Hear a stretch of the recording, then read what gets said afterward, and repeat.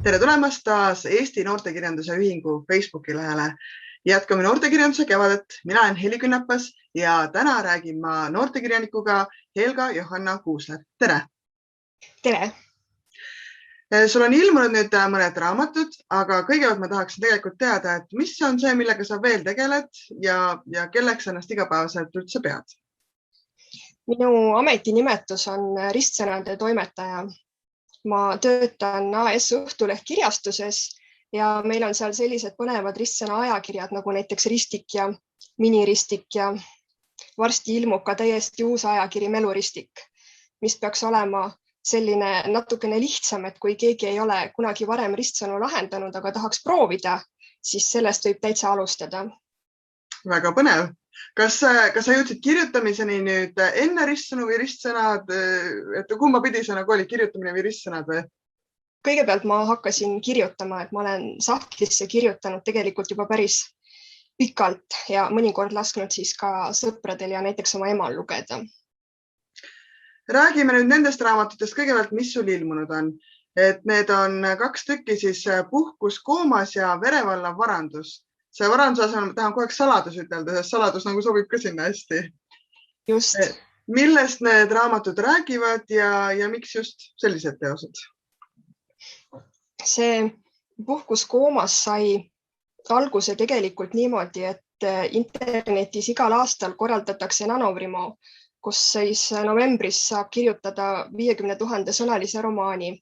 Ja suvel oli mingi lühem üritus Camp Nanovrimo, kus siis sai igaüks ise oma sõnade arvu määrata.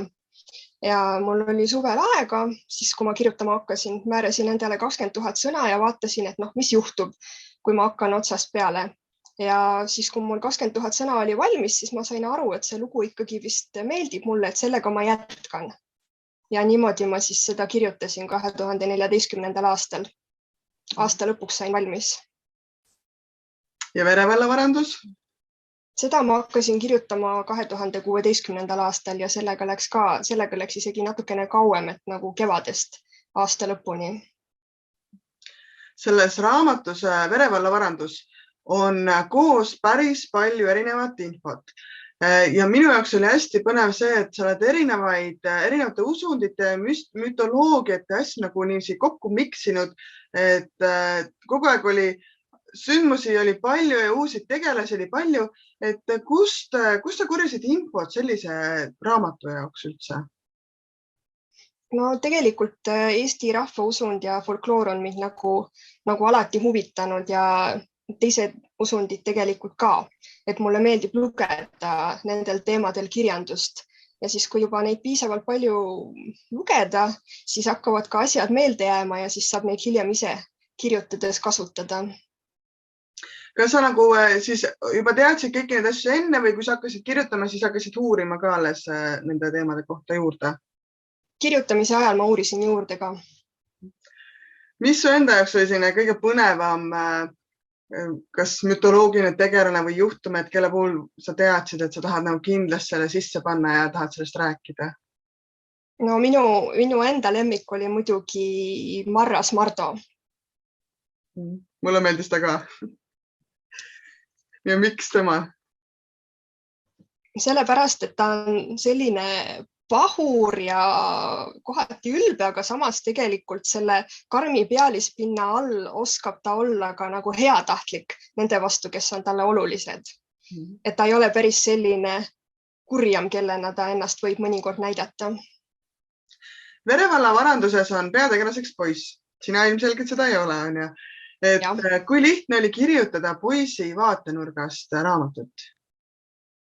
Ma isegi ei tea, ma ei mõelnud selle peale väga palju, sest ma arvan, et inimesed mingil moel on ikkagi sarnased, olenemata nende soost. Alles hiljuti oli üks ettekanne, kus öeldi, et Eesti noortekirjanduses poisstegelased on siis pehmod, et kas sa oled sellega nõus ja kuidas sinu Ivo sulle endale tundub? No alguses ta kindlasti oli pehmo, aga ma arvan, et lõpus ta ikkagi arenes natuke. Pani jala maha, on ju? Jah. Aga kas sa muidu nagu kirjutades mõtled, et kas sa hakkad nüüd kirjutama poiste raamatut või tüdrukute raamatut ja on seal üldse mingit vahet, et kas on poiste või tüdrukute raamat? Tavaliselt ma jah, väga ei mõtle selle peale, ma hakkan lihtsalt kirjutama nagu seda lugu, mis tundub mulle endale tol hetkel huvitav.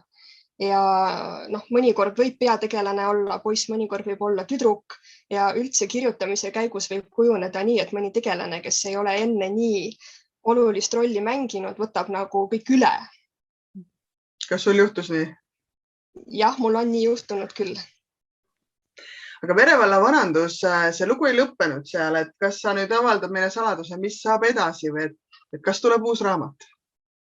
Jah, tegelikult see lugu läheb edasi ja päris valmis veel ei ole.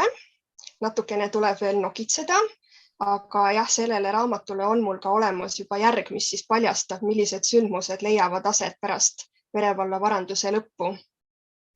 Kas selle teise raamatuga nüüd lugu lõpeb või läheb see veel edasi?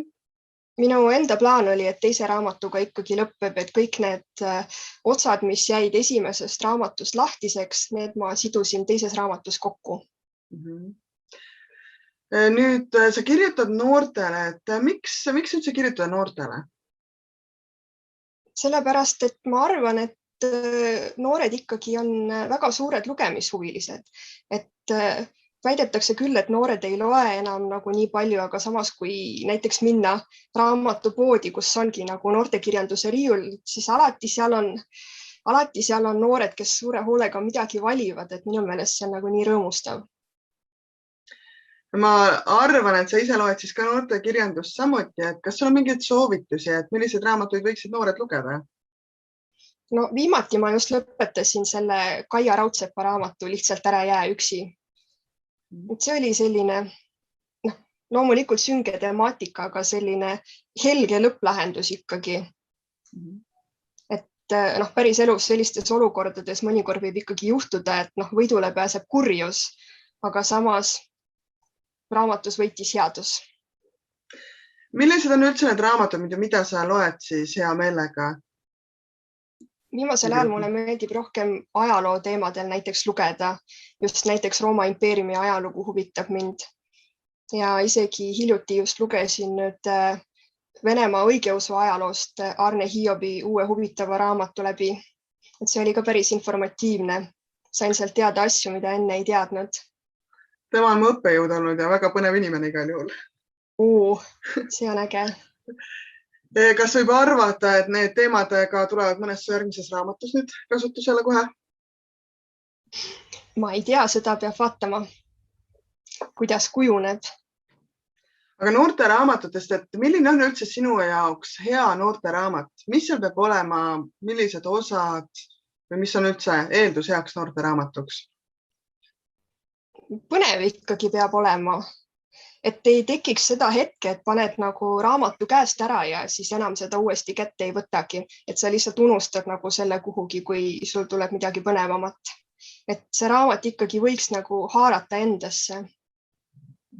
Samas on ka suhetel ju sinu teostes olnud päris oluline roll. Et kui tähtis on, et suhete teema näiteks oleks raamatus käsitletud? Jah, ma arvan, et see ikkagi peaks olema, sest me ju kõik oleme ümbritsetud teistest inimestest.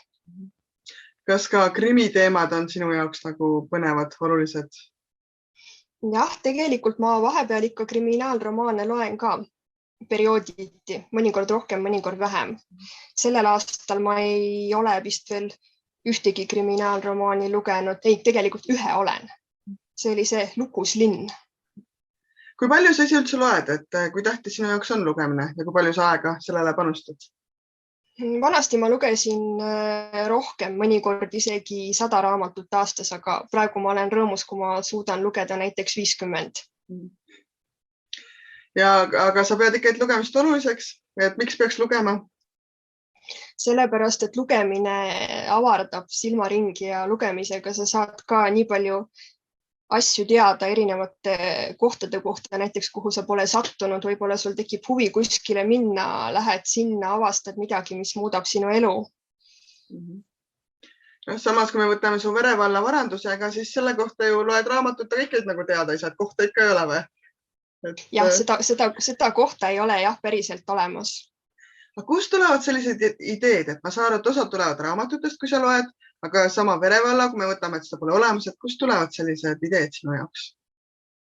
No tegevus toimub ju tegelikult ikkagi lõuna pool, kus on sellised paksud metsad ja minu jaoks üleüldse kõik, mida allapoole kaardil jääb, seda müstilisem ja salapärasem tundub mulle, sellepärast et ma ise sellistes kohtades eriti käinud ei ole ja siis päris lihtne on ette kujutada, et kuskil seal paksu metsa sees elavad igasugused müstilised olendid. Nii et mitte sa ei kasutanud kohti ja teemasid, mis on tuttavad, vaid pigem võõramaid, mis tunduvad just sellised müstilised. Sain õigesti aru? Jah. Nii, aga lähme nüüd edasi tuleviku juurde. Et ma saan aru, et sul on tulemas hoopis ka uus raamat, mis ei ole üldse Verevalla varandusega seotud. Et räägi palun sellest natukene.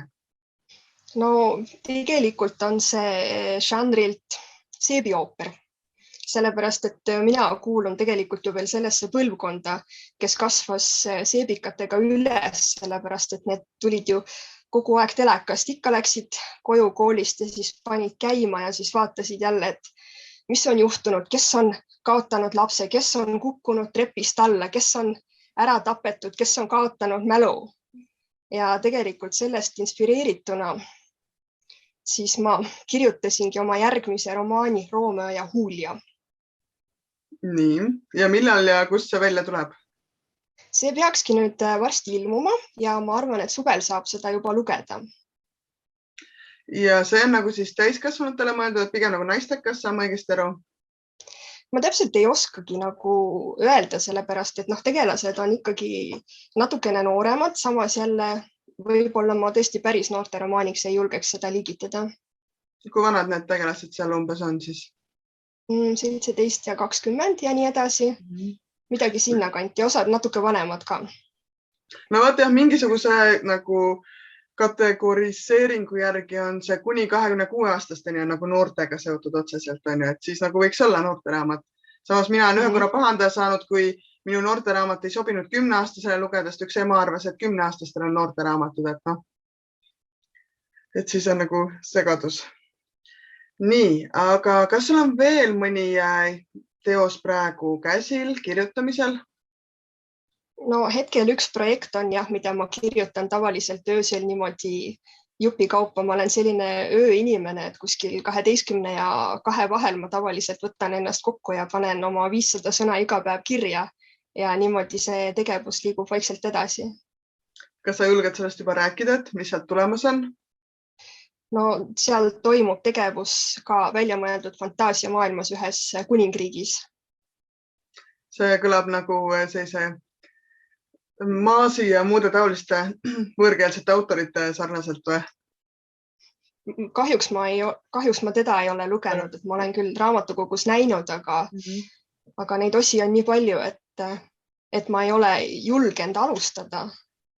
Me just ühe teise autoriga rääkisime sellest, et jah, et see Saara Maas on selline, et sa ei julge alustada, aga samas kui pihta hakkad, et siis läheb hästi kiiresti, et kuna need on sellised hoogsad teosed. Aga kui sa ei ole teda lugenud, siis kust tuli sellise raamatu jaoks siis idee sinule? No ma tunnistan üles, et mulle meeldis Türgi seriaal Sajandi valitsejanna. Okay, nii et ikka elust ja seebikatest tulevad sellised ideed, jah? See oli ju tegelikult väga hea seriaal ja Troonide mäng on ka muidugi oli minu suur lemmik kuni viimase hooajani, nagu paljudel teistel. No mul on need 2 jällegi mõlemad, kui ma seda midagi ei tea, nii et selles mõttes ma ei oska nüüd kaasa rääkida. Aga millal seda lugeda saab? Oskad sa, julged sa tähtaegu lubada? Absoluutselt mitte. Sellepärast, et nüüd on suvi ka tulemas ja ma ei tea, kas ma jõuan suvel üldse nii palju kirjutada, kui ise tahaks, et Sinu teemad tunduvad kõik sellised ulmelised olevat, et kas sulle nagu sobib see siinsest maailmast väljaastumine ja mingi uue loomine, just ise mingi uue maailma loomine? Ma arvan küll, jah. Et ma võib-olla ei oska nagu sellistest argistest asjadest väga hästi kirjutada.